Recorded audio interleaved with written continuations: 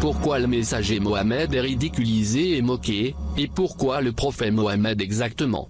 Pourquoi beaucoup sont-ils considérés des prophètes, à partir de Noé à Jésus, et le prophète Mohammed n'est pas un prophète? Charlie Hebdo et Gillian Posten ont montré des faits en publiant ces images insultantes du messager Mohammed, ce qu'elles sont. Nous essaierons de répondre à toutes ces questions avec du noble Coran, et de quelques hadiths, et de personnes qui se sont converties au christianisme, et qui avaient des connaissances d'autres religions divines. Tous les versets du Saint-Coran que nous mentionnerons, avec les noms des sourates et les numéros de versets, pour ceux qui veulent être sûrs. Et la traduction n'est pas pour nous, mais elle est disponible en abondance. Il existe de nombreux sites web qui offrent ce service, traduction du Saint-Coran, et dans de nombreuses langues. Veuillez regarder la vidéo jusqu'à sa fin. Le prophète Mohammed est le dernier messager de Dieu à l'humanité, après le prophète Jésus. Récemment, nous avons commencé à voir des œuvres qui se moquent et ridiculisent de ce prophète, Mohammed. Mais selon le Saint-Coran, c'est normal. Le prophète Mohammed n'est pas le seul prophète qui était moqué et ridiculise. Tous les prophètes avant lui ont été soumis à diverses attaques. Et c'est ce que le Saint-Coran nous dit, dans plus d'un verset et sourate. Le premier prophète envoyé à l'humanité était Noé. Ses peuples se moquaient de lui, et furent appelés le menteur. Et l'histoire mentionnée dans le Saint-Coran dans plus d'une sourate.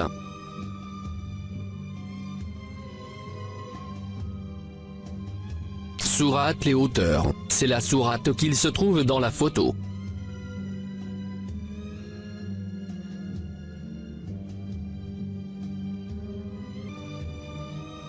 Sourate al-Mu'minun, les croyants en français.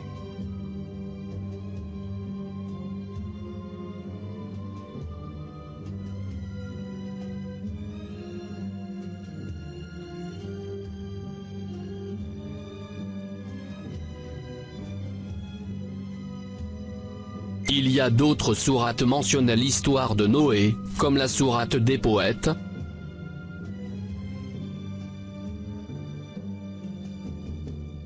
et de la sourate Hud.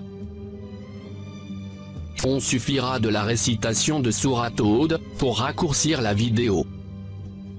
Dieu dit dans sourate Hud: وَلَقَدْ أَرْسَلْنَا نُوحًا إِلَى قَوْمِهِ إِنِّي لَكُمْ نَذِيرٌ مُبِينٌ أَلَّا تَعْبُدُوا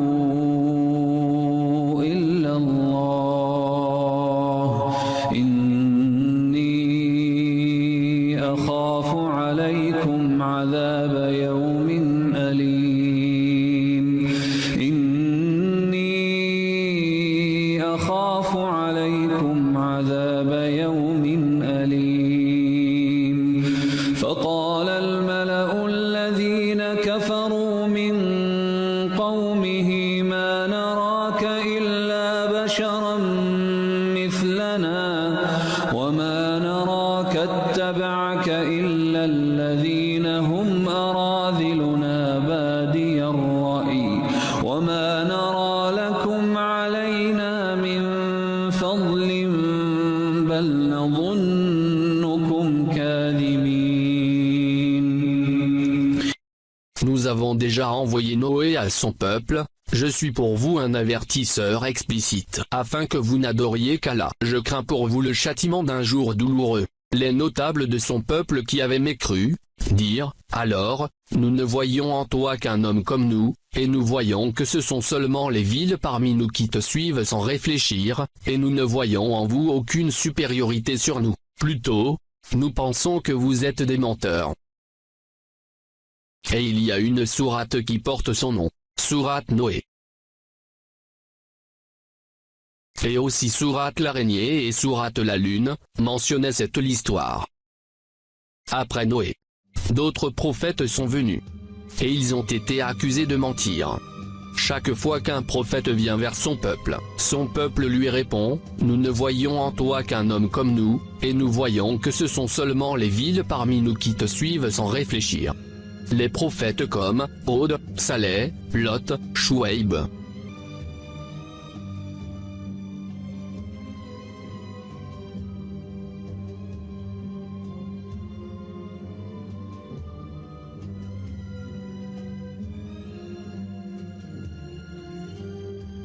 Et il y a des prophètes qui ont failli être tués, comme Abraham, a été jeté au feu.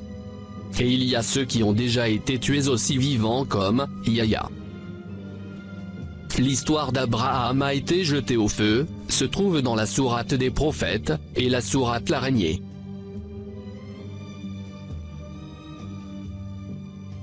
Ça c'est un résumé pour les prophètes et les nations précédentes. Le prophète Mohammed a également été moqué par son peuple, alors qu'il était encore en vie. Non seulement ça, ils ont blessé le plusieurs fois.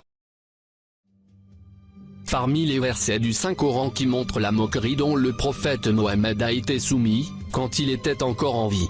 Verset 76 de la sourate Al-Isra. Les érudits musulmans ont différé, quant à la raison pour laquelle ce verset a été révélé. Certains d'entre eux ont dit, ce sont les Juifs qui ont voulu provoquer le prophète Mohammed, pour l'expulser de Médine. Et d'autres ont dit les gens de la Mecque, Quraysh. Et c'est la même chose le peuple de Shuaib a dit à leur prophète dans un verset, qui a mentionné plus tôt. Non seulement Shuaib, mais même Lot. Et le verset suivant, 77, dit au messager Mohammed, que s'ils avaient réussi à l'expulser Dieu les aurait détruits, tout comme les nations précédentes ont détruit Shuaib, Lot et d'autres. Cela montre la similitude entre les histoires des prophètes, à partir de Noé, le premier prophète, à Mohammed, le dernier prophète. Bien sûr, il y a ceux qui ne croient pas le Saint-Coran, c'est la parole de Dieu.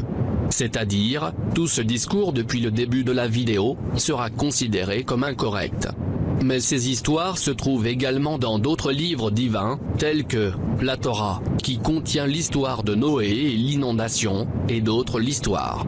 Donc, comment le prophète Mohammed a-t-il connu ces histoires avec une telle précision?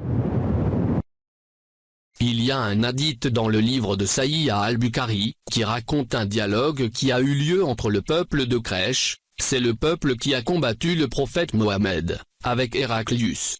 Son nom complet, Flavius Heraclius Augustus, est un empereur romain d'Orient de 610 à 641. Il est le fondateur de la dynastie des Héraclides, qui règne sur l'empire pendant plus d'un siècle, 610 à 711. C'est un homme converti au christianisme. Ce dialogue qui a eu lieu entre le peuple de Quraysh et d'Hercule a eu lieu à Ilia. Le peuple de Quraysh pratiquait le commerce en Syrie, au Liban, en Jordanie et en Palestine, et Hercule leur demande, et les grands Romains étaient avec lui. Et il a appelé son traducteur, alors, il leur a demandé, lequel d'entre vous est le plus proche parent de cet homme qui prétend être un prophète? Abu Sufyan a dit, moi. Alors, Hercule a dit, je veux vous poser des questions sur cet homme, qui dit qu'il est un prophète. Hercule a dit aux compagnons d'Abu Sufyan, si Abu Sufyan a menti dans quelques réponses, arrêtez-le. La première question qu'il m'a posée à son sujet était, Héraclius, quelle est sa situation familiale parmi vous? Abu Sufyan, il appartient à une bonne, noble, famille parmi nous. Héraclius, quelqu'un parmi vous a-t-il déjà prétendu la même chose, c'est-à-dire être un prophète, avant lui? Abu Sufyan, non. Héraclius, quelqu'un parmi ses ancêtres était-il roi? Abu Sufyan, non. Héraclius, les nobles ou les pauvres le suivent-ils? Abu Sufyan, ce sont les pauvres qui le suivent. Héraclius, est-ce que ses adeptes diminuent, de jour en jour? Abu Sufyan, ils augmentent. Il a ensuite demandé Héraclius, est-ce que quelqu'un parmi ceux qui embrassent sa religion devient mécontent, et renonce ensuite à la religion? Abu Sufyan a répondu, non. Héraclius a dit, l'avez-vous déjà accusé de mentir avant de prétendre être un prophète? Abu Sufyan, non. Héraclius a dit, est-ce qu'il rompt ses promesses? Abu Sufyan a répondu, non. Nous sommes en trêve avec lui, mais nous ne savons pas ce qu'il en fera. Héraclius demanda, avez-vous déjà eu une guerre avec lui? Abu Sufyan, oui. Puis il a dit, quel a été le résultat des batailles? Il a répondu, parfois, il était victorieux et parfois nous. Héraclius a dit, que vous ordonne-t-il de faire? Abu Sufyan, il nous dit d'adorer Allah, et Allah seul, et de ne rien adorer avec lui, et de renoncer à tout ce que nos ancêtres avaient dit. Il nous ordonne de prier, de dire la vérité, d'être chaste et de garder de bonnes relations avec nos amis et parents.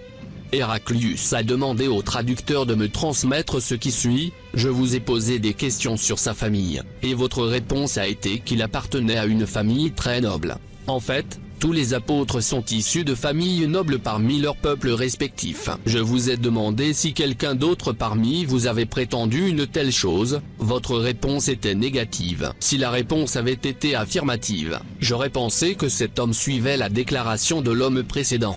Puis je vous ai demandé si l'un de ses ancêtres était roi. Votre réponse a été négative, et si elle avait été affirmative, j'aurais pensé que cet homme voulait reprendre son royaume ancestral. J'ai en outre demandé s'il avait déjà été accusé de mentir avant de dire ce qu'il avait dit, et votre réponse a été négative. Alors, je me suis demandé comment une personne qui ne ment pas sur les autres, pourrait jamais mentir sur le Dieu. Je vous ai alors demandé si les riches le suivaient ou les pauvres. Vous avez répondu que c'était les pauvres qui le suivaient. Et en fait, tous les apôtres ont été suivis par cette classe même de personnes. Ensuite, je vous ai demandé si ces adeptes augmentaient ou diminuaient. Vous avez répondu qu'ils augmentaient, et en fait c'est la voie de la vraie foi, jusqu'à ce qu'ils soient complets à tous égards. Je vous ai en outre demandé s'il y avait quelqu'un qui après avoir embrassé sa religion, est devenu mécontent et a abandonné sa religion. Votre réponse a été négative, et en fait c'est le signe de la vraie foi, quand sa joie entre dans les cœurs et se mélange complètement avec eux. Je vous ai demandé s'il avait déjà trahi. Vous avez répondu par la négative et de même les apôtres ne trahissent jamais. Puis je vous ai demandé ce qu'il vous avait ordonné de faire. Vous avez répondu qu'il vous a ordonné d'adorer Allah, et Allah seul, et de ne rien adorer avec lui. Et vous a interdit d'adorer des idoles, et vous a ordonné de prier, de dire la vérité et d'être chaste. Si ce que tu as dit est vrai, il occupera très bientôt cette place sous mes pieds, et je savais, d'après les Écritures, qu'il allait apparaître, mais je ne savais pas qu'il apparaîtra entre vous. Et si je pouvais l'atteindre définitivement, j'irais immédiatement le rencontrer et si j'étais avec lui, je lui laverais certainement les pieds. Des questions terribles, qui mettent des points sur les lettres. Abu Sufyan a répondu honnêtement, mais il a été forcé. Comment peut-il mentir? Et ses amis à côté de lui. Cela va gâcher sa réputation de gentleman. Après ce dialogue, Hercule est presque devenu musulman, mais il craignait pour son royaume, et craignait son peuple. Mais il croyait au prophète Mohammed, et croyait en sa religion. Il y a une autre personne qui est aussi un roi, et il était également un converti au christianisme, mais il s'est converti à l'islam, et est devenu musulman. C'est Hachama ibn Abjar al-Najashi. Est un roi de royaume d'Axoum, ou empire axoumite, était un important état de la Corne de l'Afrique, localisé au nord de l'Éthiopie, de Djibouti, et dans l'actuelle Érythrée. Le dialogue à cause duquel Najashi est devenu musulman. C'est un dialogue qui a eu lieu entre lui et Jafar ben Abi Talib, le cousin du prophète Mohammed. Lorsque les musulmans ont commencé à croire en la religion du prophète Mohammed, le peuple de Quraysh a commencé à les torturer et à les tuer. Alors les musulmans se sont enfuis vers ce roi pour les protéger, surtout parce qu'ils croyaient en la religion de Jésus, et une personne ne faisait du tort. Alors l'inattendu s'est produit. Ce roi a pleuré influencé par le Saint-Coran. Quand Jafar lui a lu l'histoire de la naissance de Jésus, qui mentionnait dans la sourate de Marie, il a admis que le Saint-Coran est la parole de Dieu, et que Mohammed est un prophète, parce que l'histoire de la naissance de Jésus a été mentionnée dans le Saint-Coran d'une manière correcte. Et de telles histoires seuls les prophètes connaissent. Et il sait très bien que le nom de Mohammed, ou Ahmed, est mentionné dans la Bible. Avant que cela ne se produise, il y a eu un long débat, et une foule de questions. Similaires aux questions qu'Hercule a posées à Abu Sufyan. Par exemple, que vous commande votre religion, l'islam? Quels sont les miracles du prophète Mohammed? Que peut-on remarquer de ces deux hommes? Tous les deux étaient des rois, et tous les deux chrétiens. Et ils ont une connaissance et information des religions monothéistes, et les questions qu'ils ont posées l'indiquaient. Et c'est un must, la connaissance et information sont nécessaires pour atteindre la vérité. L'ignorance est l'une des raisons qui fait toujours obstacle à l'obtention de la vérité. Et ce problème est mentionné dans le Saint-Coran, dans plusieurs versets, comme verse 8, dans la sourate Al-Hajj. C'est illogique, et une personne saine d'esprit ne l'accepte pas. Par exemple, si le médecin ne connaît pas le type de maladie du patient, il ne connaîtra pas le médicament approprié pour le traitement. En fin de compte, ils croyaient tous les deux le prophète Mohammed, et sa religion de l'islam. Le monde connaissait de nombreux scientifiques, les physiciens, les mathématiciens, les philosophes, la médecine et autres, comme Albert Einstein, Isaac Newton, Louis Pasteur, René Descartes. Mais personne ne se sont jamais moqués de ces gens d'une manière ou d'une autre. Il y a des érudits arabes aussi et musulmans, comme Al-Khwarizmi, Averroès ou Ibn Rushd, Al-Hazen ibn al-Haytham. Mais il n'y a pas d'image offensante, ni de moquerie. Malgré ils obtenaient la célébrité, ils ne sont pas des prophètes. Les abus, lesquels souffre le prophète Mohammed maintenant, montrent, est un prophète envoyé par Dieu, et cela ne fait aucun doute. Des versets précédents, qui nous avons mentionnés pour les histoires des premiers prophètes, et les questions d'Hercule, qui a la connaissance des religions célestes, il s'avère que tous les prophètes ont été soumis à la moquerie, et le journal de Gilland Posten et Charlie Hebdo ne semblaient pas savoir qu'ils montraient un signe qui montre la véracité de la prophétie de Mohammed, et cette première vérité, et il y a une autre vérité, c'est le miracle du noble Coran qui a montré cela, et nous le voyons aujourd'hui. Il y a une autre vérité, qui explique pourquoi se moquer du prophète Mohammed. Il ne se moque pas de Jésus, de Moïse ou d'Abraham, etc. Toujours selon le Saint-Coran, chaque peuple se moque de son prophète. Et Mohammed est le prophète de cette nation, alors sa nation s'est moquée de lui, et Charlie Hebdo, Gilland Posten et d'autres, se sont moqués de leur prophète, Mohammed, tout comme les nations précédentes se sont moquées de leur prophète. Il n'y a jamais un verset dans le Saint-Coran qui montre que le peuple de Moïse, par exemple, se moque du prophète d'un autre peuple. La même chose pour ceux qui ne croient pas en Mohammed le prophète. De nombreuses personnes dans le monde croient en tous les prophètes, à partir de Noé à Jésus. Et Mohammed, ils disent qu'il n'est pas un prophète. Ceci est un autre signe qui montre que Mohammed est le prophète de cette nation, parce que chaque prophète, son peuple dit, menteur. Il y a ceux qui considèrent ces caricatures offensantes, est une liberté d'expression. Les religions monothéistes ne sont pas la politique, l'économie ou le sport. La religion est un domaine avec des règles, par les livres divins des prophètes, et la religion n'accepte pas les opinions. Sauf les scientifiques, qui ont étudié ce domaine. Pour l'islam, il y a des hadiths qui disent ceci.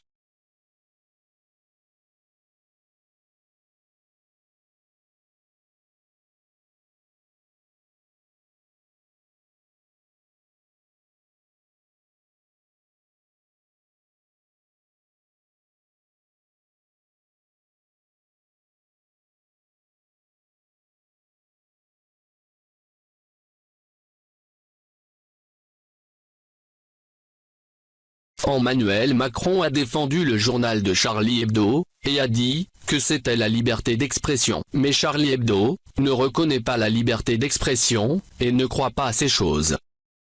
Il s'agit d'une photo d'une femme voilée, qui a donné son avis sur ce journal. Ils ont déformé son image, c'est bizarre. Est-ce cela que vous avez appelé la liberté d'expression? Charlie Hebdo, savait-il que l'islam interdit de se moquer des gens? On écoutera cette récitation de la sourate Al-Hujurat. يا أيها الذين آمنوا لا يسخر قوم من قوم عسى أن يكونوا خيرا منهم ولا نساء من نساء عسى أن يكن خيرا منهن ولا تلمزوا أنفسكم ولا تنابزوا بالألقاب بئس الاسم الفسوق بعد الإيمان ومن لم يتب فأولئك هم الظالمون. Ô vous qui avez cru qu'un groupe ne se raille pas d'un autre groupe, ceux-ci sont peut-être meilleurs qu'eux, et que des femmes ne se raillent pas d'autres femmes, celles-ci sont peut-être meilleures qu'elles. Ne vous dénigrez pas et ne vous lancez pas mutuellement des sobriquets injurieux. Quel vilain mot que perversion, lorsqu'on a déjà la foi, et quiconque ne se repent pas. Ceux-là sont les injustes. Après les abus qui sont apparus sur le prophète Mohammed, Nous avons vu plusieurs actes, l'islam en est innocent. Et si le prophète Mohammed était vivant maintenant, et a vu ces images, selon les hadiths et ses bonnes manières, il ne se souciera pas de ces choses. Nous ferons référence à quelques hadiths du messager Mohammed, qui clarifient certaines de ses morales.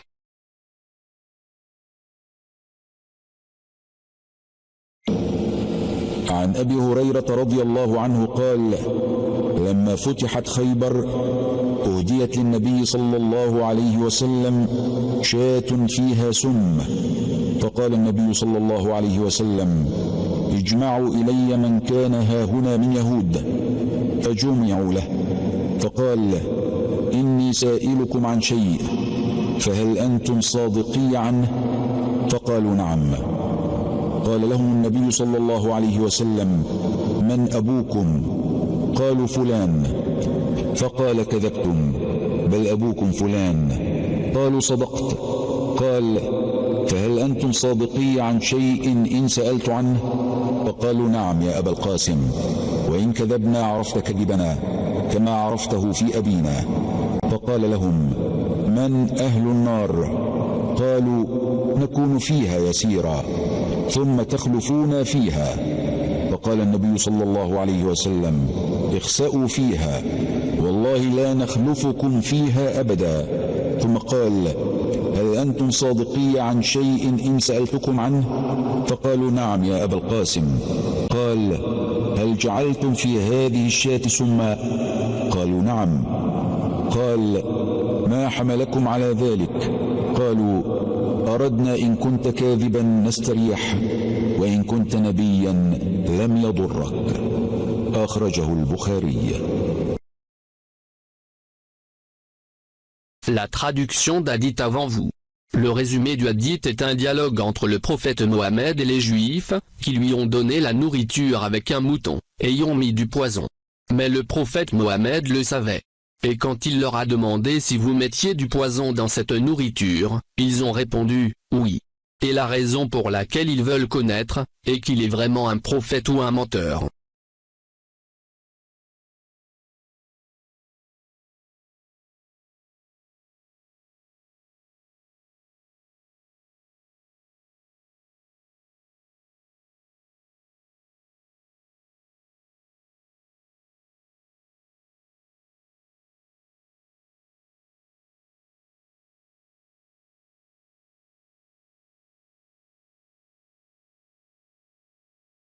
وعن جابر بن عبد الله رضي الله عنهما أن يهودية من أهل خيبر سمت شاة مصلية ثم أهدتها لرسول الله صلى الله عليه وسلم، فأخذ رسول الله صلى الله عليه وسلم الذراع فأكل منها، وأكل رهط من أصحابه معه. ثم قال لهم رسول الله صلى الله عليه وسلم: ارفعوا أيديكم. وأرسل رسول الله صلى الله عليه وسلم إلى اليهودية فدعاها فقال لها: أسممت هذه الشاة؟ قالت اليهودية: من أخبرك؟ قال: أخبرتني هذه في يدي للذراع. قالت: نعم. قال: فما أردت إلى ذلك؟ قالت: قلت إن كان نبيا فلن يضره، وإن لم يكن نبيا استرحنا منه. فعفى عنها رسول الله صلى الله عليه وسلم ولم يعاقبها، وتوفي بعض أصحابه الذين أكلوا من الشاة. واحتجم رسول الله صلى الله عليه وسلم على كاهله من أجل الذي أكل من الشاة، حجمه أبو هند بالقرن والشفرة، وهو مولى لبني بياضة من الأنصار. أخرجه أبو داود. Rapporté de Jabir le fils Abdullah, qu'une femme juive du peuple de Khaybar, a mis le poison pour un brebis, puis elle l'a donné au messager de Dieu. Le messager prit le bras et il en mangea, et mangea un groupe de ses compagnons avec lui. Puis le prophète Mohammed dit aux ses compagnons: levez vos mains, et a envoyé aux Juives, et il l'a appelé et lui a dit: cette brebis a été empoisonnée. La Juive a dit: qui vous a dit? Le messager a dit: que ceci est dans ma main, le bras. La Juive a dit: oui. Le messager a dit: pourquoi a fait ça? La Juive a dit: j'ai dit que s'il était un prophète, il ne lui ferait pas de mal, et s'il était un menteur, nous nous reposerions de lui. Ainsi le messager lui a pardonné et ne l'a pas puni la Juive, et certains de ses compagnons qui ont mangé de la brebis sont morts. Après cela, le messager a retiré le sang gâté, qui avait mangé en la brebis. Abu An a fait cela, et il est l'un des Ansar par la corne, et la lame. C'est le prophète Mohammed, qui a été victime d'une tentative de meurtre, et certains de ses compagnons ont été tués. Et il ne s'est pas vengé, et il pouvait le faire, s'il le voulait. Il y a une grande différence entre des images moches et une tentative de meurtre. C'est pourquoi nous avons dit précédemment que si le prophète Mohammed était vivant, il ne se soucierait jamais de quelque chose d'insignifiant comme ces images. Les gens qui commettent maintenant des crimes contre ces images, sont-ils plus croyants que le prophète Mohammed, ou l'aiment-ils tellement? S'ils aimaient le prophète Mohammed, ils font lire sa morale, et resteraient à l'écart de ces actions qui déforment la religion de Mohammed. Il a été soumis à de nombreuses agressions de son vivant, et ne s'est jamais vengé pour lui-même. Mais le Dieu était toujours avec lui, et il se vengeait pour lui. Le journal de Charlie Hebdo semble jouer avec les sentiments des musulmans. Plus ils éprouvent de ces colères, cela ne fera qu'augmenter leur détermination à publier davantage de ces images. C'est également dans leur intérêt, car cela les rendra plus célèbres dans le monde. Combien de personnes ne connaissaient pas l'existence de ce journal, mais il est désormais célèbre. Il y a encore de nombreux versets dans le Saint-Coran, et les hadiths du messager Mohammed, liés à ce sujet, mais ne peut pas être référencés tous dans l'ensemble de cette vidéo, de 30 minutes. Nous avons essayé autant que possible de résumer la vidéo. Il peut y avoir une deuxième partie. Nous sommes arrivés à la fin de cette vidéo. À bientôt. الحمد لله رب العالمين الرحمن الرحيم مالك يوم الدين إياك نعبد وإياك نستعين اهدنا الصراط المستقيم صراط الذين أنعمت عليهم غير المغضوب عليهم ولا الضالين